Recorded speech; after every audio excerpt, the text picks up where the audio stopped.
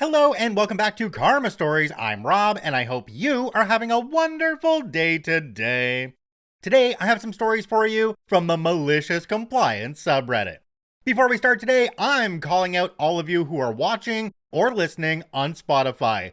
39% of you are following the show. That means 61% of you are not following the show. Make sure to hit that follow button. I would love to see that number go up and get over 6,000 followers in the next couple of days. I appreciate each and every one of you. Let's get right to the stories. It's time to jump right in. This story comes to us from DoRow537. Clock in and out according to your contract? Sure thing, boss. Reading a post today about some absurd rule bosses made reminded me of a butthole manager I used to work with, not actually report to. I used to work in an office in a training department. My manager was super chill and she didn't care much about my schedule and hours I was doing, as long as I did the hours my contract said and didn't take a mick. I used to come in at around 7:30 a.m. every day. I didn't start until 8 a.m., but I would come in, say hello to a few people, make myself a cup of tea, maybe have a quick chat with someone. I would then start working around 7:50, still 10 minutes before my start time. I should finish work at 4:30 p.m., but quite often I would stay until 4:45 p.m. or sometimes go home at 4 p.m. But following day, I would stay longer, so my hours in a working week would still add to what they were supposed to. My awesome manager went on maternity leave, and they gave us some butthole wannabe manager who hasn't had a clue about us or our job. Since my manager was away, we all had to report to the butthole. She hated us. For some weird reason, she hated our department and everyone in it. Never said why though. Very quickly, she realized I was doing weird hours and pulled me in the office. She started saying all this crap on how I'm stealing the company's time and money, how I'm unprofessional, and how she is going to put her foot down and make me work properly, whatever that means. I tried to listen to her and asked her questions, but she started to say that one more word and you are out.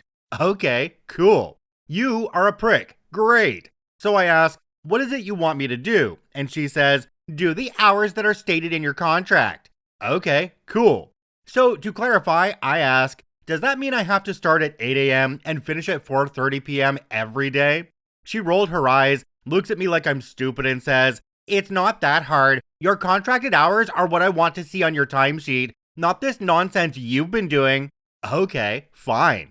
See, I'm petty, very petty, and I don't like buttholes. So I go home and sleep like a baby, knowing I will mess her up so much she will start losing her mind. Next day, I come into work and wait by the clock-in machine to clock in bang on 8 a.m. Then I work my normal day, and then I go back to the clock-in machine and wait to clock out exactly at 4:30 p.m. I'm sure you already know where this is going. But wait, there's more. My super friendly coworkers realized very quickly what I was doing and decided to do the same. There was 10 of us in a team, and we all gathered at the clock machine before and after the shift to clock in and out exactly at 8 a.m. and 4:30 p.m.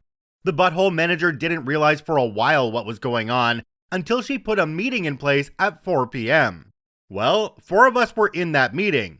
Comes 4:25 p.m. and all 4 of us get up while she's talking and run out to our desks. We quickly gather our stuff and run to the clock-in machine. Then, 1 to 2 minutes later, we all clock out and go home. She didn't even have the time to ask what we were doing.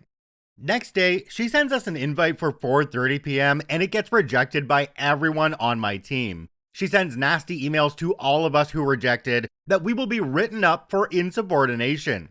We forward the email to HR and ask for a meeting. Meeting happens, the HR lady listens to us, eyes wide open, then laughs, shakes her head and says, leave it with me. We go about our day, then all clock out at exactly 4:30 p.m.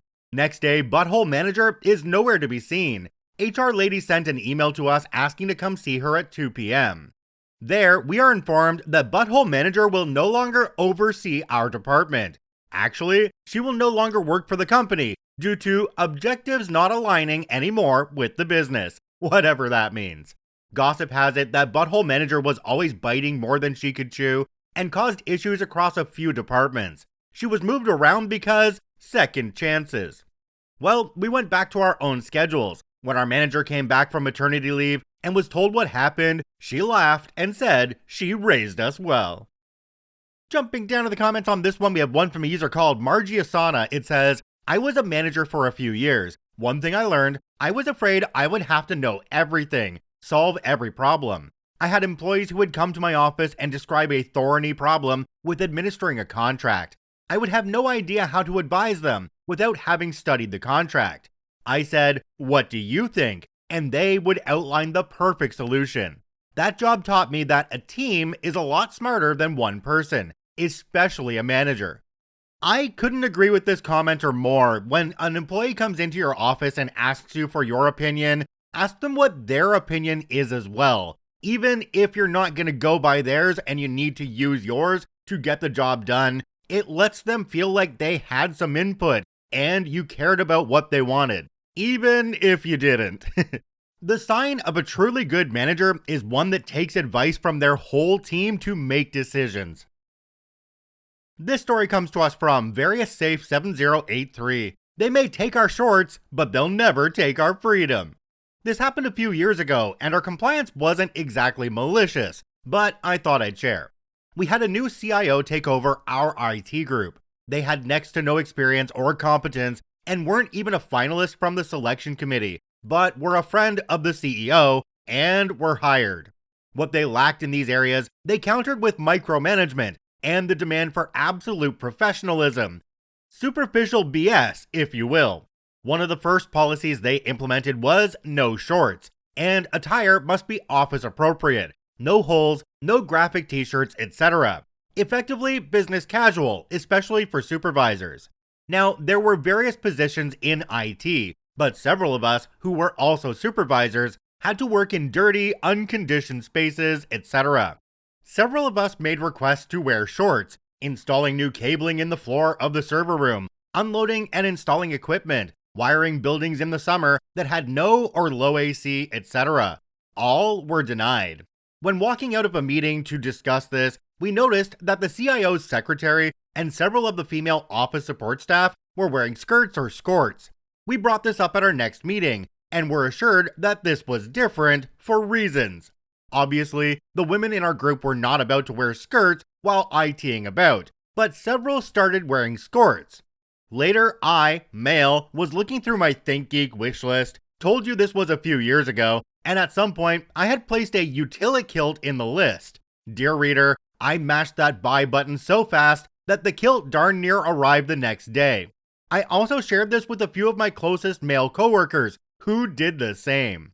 Early the following week, we all show up in our kilts, and our coworkers had a good laugh, as did our manager, a good egg, trying to make the best of the CIO's eccentricities, who said nothing to the CIO.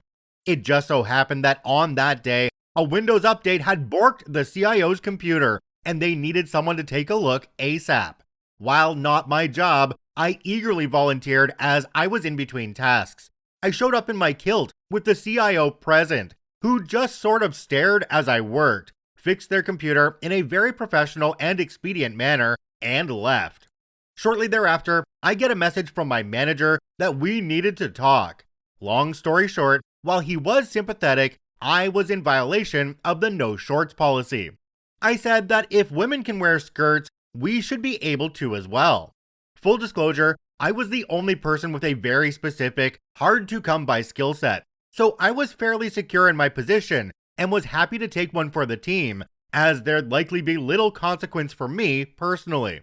Anyway, we didn't go crazy with the kilts. We made a point of wearing them when we had some visibility outside of IT, which caused a lot of discussion from the other departments, from laughing to good-natured ribbing to solidarity. A short time later, we had an all-hands meeting. The policy was being amended so that managers could make exceptions when we needed to do building infrastructure maintenance, etc. And that from now on, Fridays would be casual day. Still no shorts, but more relaxed clothing. I honestly think they had seen this on Office Space. The mutual understanding, though, was that in return, we needed to retire the kilts, which we did, for the most part. So for this one, could you say that OP and their coworkers skirted the policy and kilt them with kindness? Yeah, it's true. In short, I'd say he won. Could you imagine being the IT professional, crawling under desks to get to cables, working in really warm server rooms, and just doing the jobs that other people really would never want to do if they were dressed to the nines? Now, imagine doing all of that work while you're in business formal. Not only would that absolutely suck for the IT people, but keeping that business formal stuff clean is more of a pain in the butt than keeping casual clothes clean. This story comes to us from Hermit Gardner. Auto repair shop exceeded my maximum price quote. Many years ago, I had a 1981 Ford Courier pickup that needed engine work. After meeting with a local auto repair shop that specialized in rebuilding engines, I asked if they could look at the engine and get the truck operational again. After examining the engine, he said it needs rings, valve work, plugs, plug wires, and a list of other things. I asked if he could do what he suggested for $1,000 or less. The shop owner said he could do that. We agreed on the $1,000 maximum price, and I dropped off the truck. A couple of weeks later, he called to tell me the truck was ready to pick up, and the bill was a little over $1,300. I asked what happened to my maximum limit of $1,000. He said that once they got in, they repaired a few extra things while the engine was open, upgraded some components beyond what was necessary, and believed it was worth the new price. I told him that I was only willing and able to spend $1,000, and that is why I gave him the maximum. He said that if I didn't pay, they would keep the truck. The reason I had $1,000 maximum was, if repairs were over that, I was going to take the money and buy a newer used vehicle. After a long pause on the phone, while I did some fast mental math, I told him to keep the truck, and I hung up. He called back in about 3 minutes and told me to come and get the truck for $1,000. Okay, what kind of reputable mechanic shop doesn't call the customer when you're going to go over your agreed upon quote? Also, what kind of reputable mechanic shop doesn't call the customer when they do anything extra to the car that wasn't talked about previously? This one here is a prime example of why you should have a signed estimate before they actually work on the vehicle, so that if they do something that they don't run by you first and the bill goes up, you can actually look at that signed estimate and go, well, this is what you told me, and your signed estimate would hold up in court. This story comes to us from Doc Baker 74. You want soldiers to fight you? Okay. This story came from my great-granddad from his first week in training for the Army back in the 60s. Now, in the Army, you have two different kinds of officers, ones who gain respect, and ones who want respect. And in the category of those who gain respect is Sergeant French, as he was a big man with a booming voice. But despite this, he was quite mad. For example, if a soldier's bed isn't made to his standard, he'd throw the bed covers across the room, and even made the soldiers themselves throw not-so-perfect bed sheets out of a window.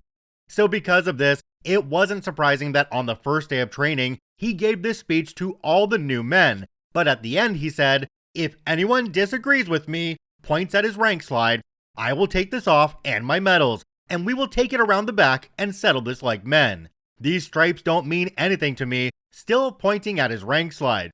So, do I have any takers? Despite being mad and a little bit of a butthole, no one dared to take him on, just by his size and the respect they have for him. As I said, there are two kinds of officers, where the other wants respect, and this is where Sergeant Hayworth comes in. After hearing what happened with Sergeant French and the trainees, he knew he'll do the same. So within the same week, Sergeant Hayworth gave his own speech to the trainees, but at the end, he gave the exact same speech, pointing at his rank slide and saying how he'll take them off and settle it like men. When he got to the end, he said, "Do I have any takers?" with a smug expression, as he thought everyone would be crap scared of him and give him respect after this, until his expression turns to horror as this 6-foot giant ex-coal miner with muscles the size of the sergeant's head emerged from formation with his hand up saying he'd settle it like men. Obviously, Sergeant Hayworth gave some poor excuse, dismissed the formation, and went back to his duties, humiliated. Now, down in the comments for this one, I'm guessing OP got ripped apart a little bit because they added an edit down in the bottom of the story, and it says, 1. I have been informed that sergeants aren't officers. I get that now, so please stop commenting about it. I understand it now. 2. This story is set in England, so the rules don't apply to the American Army. Alright, so beyond that, we don't need to address the sergeant officer thing because it's already been covered. This guy standing up and saying, yeah, let's go settle this like men, is absolutely amazing. I bet you that sergeant isn't used to people calling them out on their own crap. It also makes me wonder if they lost a lot of respect from the other recruits when they weaseled their way out of going to settle it like men. This story comes to us from Adorable Son 563. You want to deny my heritage? Back in 2012, I worked in a call center for one of the major cellular phone companies, the magenta one. It was midsummer and the AC was struggling to keep the building cool. I am a big dude, 6'5", 300 pounds, built like an NFL lineman. I run hot, always have. I had a fan at my desk, but I was told that we could not have a fan or heater at our desk. Okay, cool. Our handbook said men must wear pants, slacks, collared shirts, and no open toes. The next day, I show up in a kilt, dress socks and shoes, and button-down collar shirts. Before I get to my desk, a manager stops me and tells me I can't wear that. I look at her and ask why. This is part of my heritage. In fact, it is proper business attire. Before she said anything else, I asked to go and speak with HR. The HR rep is awesome in every way. When we walk into her office, she looks at my kilt and says, "Nice kilt, it looks great. How can I help?" The manager says, "I need to write him up for not wearing pants." The HR rep looks at me and smiles and thanks me for coming to her and that I am to go back to my desk. I do not know what was said, but I got an apology from that manager and was never bothered about my kilt again. Yes, you need to dress appropriately for the call center because, all those customers are totally going to see you through the phone. I think we all learned around 2020 that you could wear whatever you wanted and still be on the phone, considering that most call center jobs ended up being from home. I remember I had an uncle that wore a kilt at one point, and I looked at him and asked him what he wore under that kilt, and he looked back at me and said, "Of course, my boots." I didn't understand that when I was a kid, but now it definitely makes me laugh. This story comes to us from Ambitious Ganache 891. I'm not a painter, but you want me to paint some equipment? Okay. Not my story, this is about my uncle. Here in upstate New York, there is a well-known government military contract facility that produces very niche but vital military assets. Both my dad and uncle worked at this factory back in the 70s and 80s as old-school machinists before CNC machines existed. This huge, vast facility has a bunch of equipment in different states of use. One day, my uncle's supervisor noticed one of these random pieces of equipment, a bandsaw I think, was looking rather shabby and decided to assign my uncle to paint it. My uncle, being a machinist, felt this task was below his position and ignored his supervisor. When asked why he did not paint the bandsaw, my uncle stated that he is not good at painting and that someone else better at painting should be told to do it. The supervisor insisted that my uncle will paint the bandsaw or else. So, as you can now guess, cue Malicious Compliance. My uncle followed through with painting the bandsaw as only someone who is not good at painting and doesn't want to be doing it can.